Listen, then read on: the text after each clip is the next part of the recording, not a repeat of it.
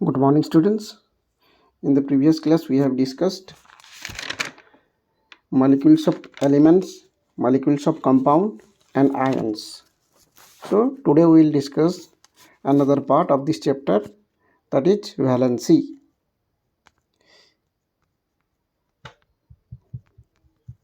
Valency. Then first, what do you mean valency? The combining capacity of an element is known as its valency. The combining capacity of an element is known as its valency. एक element का दूसरे element के साथ जो कितना combine होने का कितना कैपेसिटी है, इसको हम क्या कहेंगे? वैलेंसी कहेंगे इसका. ओके, देन हम वैलेंसी कैसे फाइंड आउट करेंगे? An element having number of electrons in their valence shell, that is the valency of that element. Okay, एक एलिमेंट है और उसका अगर हमें वैलेंसी निकालना है, कैसे वैलेंसी निकालेंगे और कैसे पता करेंगे कि उस एलिमेंट का वैलेंसी कितना है? तो कैसे, हाउ टू कैलकुलेट वैलेंसी? तो हमें क्या करना है, उस एलिमेंट के वैलेंस सेल में कितने इलेक्ट्रॉन, मतलब वैलेंस सेल मतलब कौन सा होता है? जो आउटर मोस्ट सेल होता है, सबसे बाहर वाला जो सेल है, उसके आउटर मोस्ट सेल में कितना इलेक्ट्रॉन है, वो उसका उसी एलिमेंट का क्या होता है? वैलेंसी होता है. फॉर एग्जाम्पल्स अगर हम लेंगे, आप ले सकते हैं, जैसे कि मैं सोडियम ले रहा हूँ. ओके, अच्छा, सोडियम का एटॉमिक नंबर कितना होता है? 11 होता है. सोडियम का एटॉमिक नंबर होता है 11. ये जो 11 इलेक्ट्रॉन है, इसको जब हम इलेक्ट्रॉनिक कॉन्फ़िगरेशन करेंगे और अरेंज करेंगे इलेक्ट्रॉन को, तो ये किस तरह से अरेंज होगा? अगर हम देखेंगे,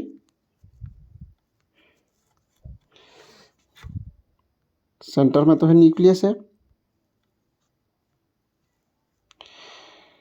अच्छा, तो हमें ये जो 11 इलेक्ट्रॉन है, इसको हमें डिस्ट्रीब्यूट करना है डिफरेंट सेल में. ये आप लोग को पता होगा कि ये सारे क्या हैं? डिफरेंट सेल हैं. तो पहले हम कितना इलेक्ट्रॉन रखते हैं? पहले सेल में हम लोग 2 इलेक्ट्रॉन रखते हैं, मतलब ये अंदर वाले जो है इसमें 2 इलेक्ट्रॉन. और कितना इलेक्ट्रॉन बचे? और 9 इलेक्ट्रॉन बचे. तो दूसरे सेल में कितना आता है? 8 इलेक्ट्रॉन. तो ये 2 और ये 8, ये हो गया 10. और हमारे पास कितने इलेक्ट्रॉन बचे? 1 इलेक्ट्रॉन. ये कहाँ पे आ जाएगा? लास्ट सेल में आ जाएगा. तो ये हो गया इलेक्ट्रॉनिक कॉन्फ़िगरेशन, मतलब 281. ये हो गया सोडियम का इलेक्ट्रॉनिक कॉन्फ़िगरेशन. तो यहाँ पे देखिए कि जो सोडियम का जो वैलेंस सेल में कितना इलेक्ट्रॉन है और उसके लास्ट और आउटर मोस्ट सेल में कितने इलेक्ट्रॉन है. You have seen that it has only 1 electron. कितना इलेक्ट्रॉन है? 1 इलेक्ट्रॉन है. उसके आउटर मोस्ट सेल में 1 इलेक्ट्रॉन है. तो we can say that sodium का वैलेंसी कितना होगा? 1 होगा. ओके, किसी भी एलिमेंट का आउटर मोस्ट सेल में जितना इलेक्ट्रॉन रहता है, उसी हिसाब से उसका वैलेंसी भी आता है. ओके, देन ठीक है सर, और एक एग्जांपल भी हम ले सकते हैं. कौन सा? उसका दूसरा वाला ले लो, मैग्नीशियम का ले लेते हैं. इसका एटॉमिक नंबर होता है 12. तो इसका मतलब यहाँ पे 12 इलेक्ट्रॉन्स है. ये 12 इलेक्ट्रॉन को हम जब अरेंज करेंगे, क्या होगा? 282. ओके, 282 हो गया. तो उसका आउटर मोस्ट सेल में कितना इलेक्ट्रॉन रहा? 2 इलेक्ट्रॉन. तो इसका मतलब मैग्नीशियम का वैलेंसी कितना है? 2. Okay, then valency can be used to find out how the atoms of an element will combine with the atoms of another element to form a chemical compound. एक chemical compound form करने के लिए, okay, एक element दूसरे element के साथ किस तरह से कंबाइंड हो रहा है, उसको हम क्या कहेंगे? वैलेंसी हिसाब से लेंगे. Valency can be use to find out how the atoms of an element will combine with the atoms of another element to form a chemical compound. जैसे कि अभी मैंने बताया कि इसी हिसाब से हम लेंगे ना, जब हम केमिकल कंपाउंड फॉर्म करेंगे या केमिकल फार्मूला फॉर्म करेंगे, तो उनके वैलेंसी को और उसके जो आंसर होगा उसी के हिसाब से हम उसको लेंगे और केमिकल कंपाउंड फॉर्म करेंगे। ओके, अब आते हैं हमारे दूसरे पार्ट पे, जो कि होता है हमारा chemical formula. Writing chemical formula. Okay, more और लेस आप लोग को पता होगा कि हम लोग केमिकल फॉर्मूला कैसे लिखते हैं। अगर नहीं भी पता होगा तो हमें अभी देखेंगे। तो उससे पहले हमें जो क्लास 8 में भी पढ़े थे कि मैंने बताया था कि आपको मिनिमम 1 से लेकर 20 तक जो एलिमेंट्स हैं उसको याद रखना है। ओके, उसके साथ साथ उसका जो वैलेंसी और जो एनायन कैटायंस होता है, जो आयंस होता है, उसके हिसाब से उसको क्या करना है, याद रखना है। जैसे पहले हम देखेंगे, यहाँ पे लिखा हुआ है the chemical formula is the notation use to show the number and type of atom present in a molecule using chemical symbols and numerical subscript. Chemical formula क्या है? The chemical formula is the notation use to show the number and types of atoms present in a molecule using chemical symbols and numerical subscript. Chemical formula क्या है? एक element में और एक molecules और atoms में कितने एटम्स प्रेजेंट हैं, ओके, या और एक मॉलिक्यूल्स में कितने एटम्स प्रेजेंस हैं, उसको केमिकल सिंबल्स और न्यूमेरिकल सबस्क्रिप्ट के हिसाब से यूज किया जाता है। कि जैसे कि अगर हम बोलेंगे ये एक हाइड्रोजन का मॉलिक्यूल है, कितना लिखा हुआ है? H2 लिखा हुआ है। इसका मतलब क्या है? ये जो 2 सबस्क्रिप्ट यहाँ पे लिखा हुआ है, इसका मतलब यहाँ पे कितना है? 2 हाइड्रोजन एटम्स है। कितने हैं? 2 हाइड्रोजन एटम्स हैं। ओके, तो इसी हिसाब से इसको यूज किया जाता है। Then next, this charge species is called an ion. हम लोग प्रीवियस क्लास में पढ़े हैं कि उसका जो चार्ज स्पीसीज रहता है उसको हम क्या कहते हैं? आयन्स कहते हैं। The negative charge ion is called anion while the positively charge ion is called cation. ये भी हम लोग प्रीवियस क्लास में पढ़े हैं। Okay, the charge species is called ion, the negative charge ion is called anion and the positively charged ion is called cation. Then a group of atoms carrying a charge is known as polyatomic ion. ये भी हम लोग previous class में पढ़े हैं। The chemical formula must contain a balance charge. जब भी हम एक केमिकल फॉर्मूला लिखते हैं तो वहाँ पे क्या होना चाहिए? बैलेंस चार्ज होना चाहिए, और that should be neutral. Okay, वो चार्ज क्या होना चाहिए? और वो एटम्स और जो भी हम फार्मूला फॉर्म करेंगे वो न्यूट्रल होना चाहिए। ऐसा नहीं कि इसका ज़्यादा हो जाएगा, इसका कम हो जाएगा। ओके, तो पहले हमें क्या करना है? How to write chemical formula. पहले ये सारे जो है हमको याद रखना है। अगर आपको इसमें नहीं दिख रहा है तो आप अपना टेक्स्ट बुक देख सकते हो, वहाँ पे लिखा हुआ है। जैसे कि यहाँ पे दिया हुआ है फ्लोरीन, फ्लोरीन का माइनस आयन और एनायन है, क्लोरीन का भी। उसके बाद bromine, iodide, then hydrogen carbon और carbonate, then hydride, then hydroxide. ये सारे क्या है? लिस्ट ऑफ यूनिवैलेंट एनायन, मतलब एक ही। यूनी मतलब क्या होता है? एक, सिंगल चार्ज इसमें होगा, और नेगेटिव चार्ज इसलिए एनायंस, तो list of univalent anion. Then next हम लोग यहाँ पे ले सकते हैं और भी है, जैसे कि आप यहाँ पे देख सकते हो कौन सा?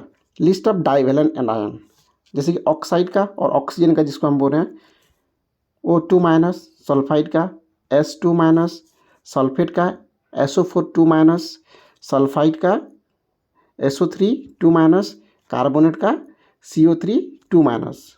ओके, ये सभी आपको क्या करना है? याद रखना है।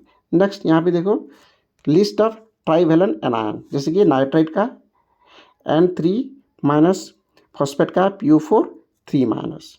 ओके, देन ये सब याद करने के बाद हमें क्या करना है कि कैसे हम केमिकल फार्मूला को लिखेंगे उसके बारे में जानना है। ओके, देन यहाँ पे और एक लाइन लिखा हुआ है, देखिए the aluminium has +3 charge while chlorine has minus charge. The formation of aluminium chloride is shown. देखो, अगर हमें एल्यूमिनियम और क्लोरीन को लेकर अगर केमिकल फार्मूला रेडी करना है तो क्या? The aluminium has +3 charge while chlorine has -1 charge. The formation of aluminium chloride. अगर हम एल्यूमिनियम और क्लोरीन को अगर लेकर बना रहे हैं कंपाउंड और फार्मूला, तो ये क्या है, एल्यूमिनियम क्लोराइड है। ओके, तो ये किस तरह से होगा, जैसे कि मैंने अभी बताया था, उसके वैलेंसी हिसाब से और उसके आयंस और जो चार्ज स्पीसी है उसके हिसाब से हम बनाएंगे। ओके, देन उससे पहले देखिए, जैसे कि हम लोग एल्यूमिनियम और क्लोरीन का कर रहे हैं, तो हमें पता होगा जब भी हम केमिकल फार्मूला लिख रहे हैं तो जो भी लिखेंगे, जैसे कि हमें पता है कि ये जो H2O लिखे, तो ये वाला क्या होगा, ये पॉजिटिव चार्ज रहेगा और ये नेगेटिव चार्ज रहेगा। ये याद रखना, ये पॉजिटिव चार्ज है और ये नेगेटिव चार्ज, मतलब cation and anion that's mixed of to neutral. Then यहाँ पे अगर हम एल्यूमिनियम को लिए हैं, अच्छा एल्यूमिनियम का अगर हम देखेंगे, इसका वैलेंसी कितना है, आप देख सकते हो, इसका एटॉमिक नंबर होता है 13, तो इसका मतलब 2 8 3, तो वैलेंसी कितना हो गया, +3 और 3+, ये हो गया एल्यूमिनियम का वैलेंसी, एल्यूमिनियम 3+। अब हम किसका लेंगे, क्लोरीन का, तो क्लोरीन का कितना होगा, इसका होता है एटॉमिक नंबर 17 मतलब ये 2 8 और 7, तो इसको फिलअप करने के लिए और कितना चाहिए, और इलेक्ट्रॉन चाहिए, मतलब ये नेगेटिव चार्ज में और एनायन में आ जाएगा, मतलब -1, ये आ गया। जब हम कोई भी केमिकल फार्मूला लिखेंगे तो ये हमारे पास आ गया, ये एल्यूमिनियम का है और ये क्लोरीन का है। अब यहाँ पे क्या करेंगे, जो चार्ज स्पीसी और जो आयंस है, आयन को एक्सचेंज कर देंगे, मतलब इसका जो आयंस है इधर लिख देंगे और इसका जो आयंस है इधर लिख देंगे, तो ये क्या फॉर्म हो जाएगा, AlCl3। ओके, क्या हो गया, AlCl3। तो यहाँ पे देखिए, हम 1 क्यों नहीं लिखे, तो 1 को लिखने की कोई ज़रूरत नहीं है। उसके बाद आप सोच रहे होंगे कि इसके ऊपर जो चार्ज था, प्लस और माइनस चार्ज था, तो चार्ज को लिख, वो आयंस है वो इंडिकेट करते हैं, लेकिन यहाँ पे लिखने की कोई ज़रूरत नहीं है कि जब हम केमिकल फार्मूला फॉर्म करेंगे तो ये प्लस माइनस को लिखने की कोई ज़रूरत नहीं है। ओके, देन इसके बाद और हम भी ले सकते हैं दूसरा वाला कोई भी। ओके, जैसे कि आप ले सकते हो नाइट्रिक एसिड ले लो, कौन सा, नाइट्रिक HNO3। ओके, तो अभी देखेंगे हाइड्रोजन का कितना होता है, हाइड्रोजन का एक ही है, तो इसका मतलब +1 चार्ज। ओके, देन NO3 का अगर हम देखेंगे तो ये भी क्या है, NO3, ये भी माइनस है, तो दोनों का अगर हम बनाएंगे तो ये क्या हो जाएगा, HNO3, इसका -1 यहाँ पे एक्सचेंज अब हो गया, यहाँ पे आ गया, तो यहाँ पे हम 1 लिख सकते हैं, लेकिन नहीं, 1 लिखने की कोई ज़रूरत नहीं है, जहाँ पे 1 होता है वहाँ पे लिखने की कोई ज़रूरत नहीं है। ओके, तो इसी हिसाब से क्या होता है, केमिकल फार्मूला लिखा जाता है।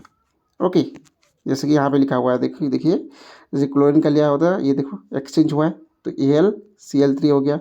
ठीक उस तरह से हम यहाँ पे लिया हुआ है, similarly the formation of ammonium nitrate is shown below, that is, अगर हम देखेंगे ये कितना NH4 ये है और ये NO3, तो ये क्या हुआ है, एक्सचेंज हुआ है, तो उसके बाद क्या फॉर्म हुआ है, देखिए NH4NO3, एमोनियम नाइट्रेट, इसको हम क्या कहेंगे, एमोनियम नाइट्रेट।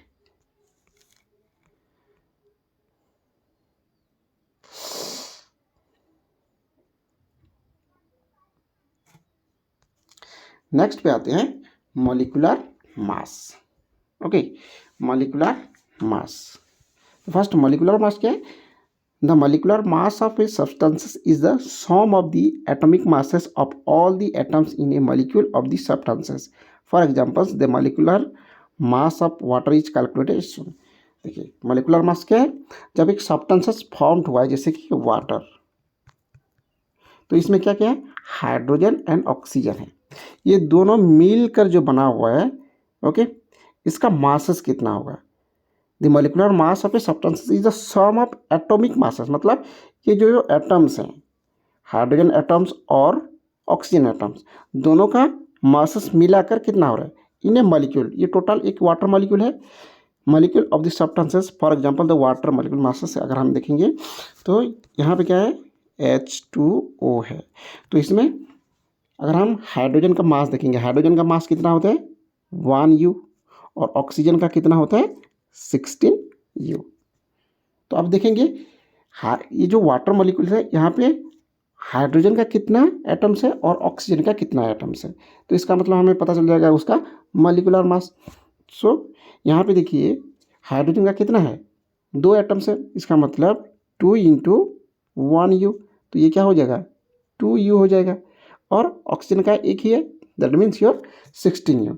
तो यहाँ पे बोला है कि the molecular mass of a substances the sum of the atomic masses, तो एटॉमिक मासेस का सम होगा मतलब 2U प्लस 2 यूनिट और atomic mass unit plus 16 unit, तो ये क्या हो जाएगा 18 यूनिट। ये हो गया उसका किसका वाटर का मॉलिक्यूलर मास।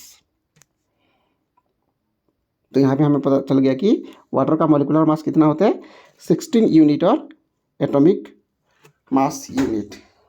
ओके, देन इसके साथ साथ और भी हम दूसरा वाला भी ले सकते हैं, जैसे कि आप HNO3 ले लो। ओके, और नाइट्रिक एसिड जिसको बोलते हैं, नाइट्रिक एसिड का यहाँ पे अगर हम मॉलिक्यूलर मास निकालेंगे तो कितना होगा, देखिए ये हो गया 1U हाइड्रोजन का, नाइट्रोजन का कितना होता है यहाँ पे लिख लेंगे नाइट्रोजन का, उसके बाद ऑक्सीजन का अभी देखे थे 16U, और यहाँ पे ऑक्सीजन का कितना है, ऑक्सीजन का 3 है, इंटू 3 कर देंगे तो ये हो जाएगा 48, और ये हो गया, तो ये टोटल मिलकर कितना हो जाएगा नाइट्रोजन का मिलकर, नाइट्रोजन भी 1 है तो ये इसका होता है 14, तो टोटल मिलकर हो जाएगा HNO3 का 63 यूनिट। ओके, नेक्स्ट आता है फॉर्मूला यूनिट मास। फॉर्मूला यूनिट मास देखिए मॉलिक्यूलर मास क्या है और फॉर्मूला यूनिट मास लगभग दोनों सेम जैसा है, लेकिन दोनों में डिफरेंस क्या है उनके स्ट्रक्चर के हिसाब से। Formula unit mass is calculated in the same manner as like as molecular mass. Okay, formula unit mass कैसे निकाला जाता है, वो सेम प्रोसेस है जैसे मॉलिक्यूलर मास निकाला जाता है, but the only difference is that we use the word formula of those substances which constituent particles are ions. उसमें जो होगा जो कंस्टिट्यूएंट पार्टिकल जो आयंस रहता है उसका हम लेंगे। The only difference is that we use the word formula of the substances which constituent particles are ions. जैसे कि फॉर एग्जांपल्स अगर लेंगे, अगर सोडियम क्लोराइड हम लिए हैं, क्या लिए हैं सोडियम क्लोराइड, ये क्या रहता है क्रिस्टलाइन फॉर्म में रहता है। तो यहाँ पे देखिए यहाँ पे सोडियम बहुत सारे सोडियम्स होगा, बहुत सारे सोडियम्स है इसमें, और ठीक उसी तरह बहुत सारे क्लोरीन भी है। लेकिन हम जब केमिकल फार्मूला लिख रहे हैं क्या लिख रहे हैं, एक ही सोडियम क्लोराइड लिखते हैं। ओके, क्या लिखते हैं सोडियम क्लोराइड लिखते हैं। तो यहाँ पे क्या होगा जब आप लिखेंगे सोडियम क्लोराइड, तो ये देखिए आपका जो पहले जो हम लिखे थे उसका जो एटॉमिक मास है उसको लेंगे। जैसे कि एटॉमिक मास ऑफ सोडियम कितना होता है 23U, and atomic mass of chlorine कितना होता है 35.5।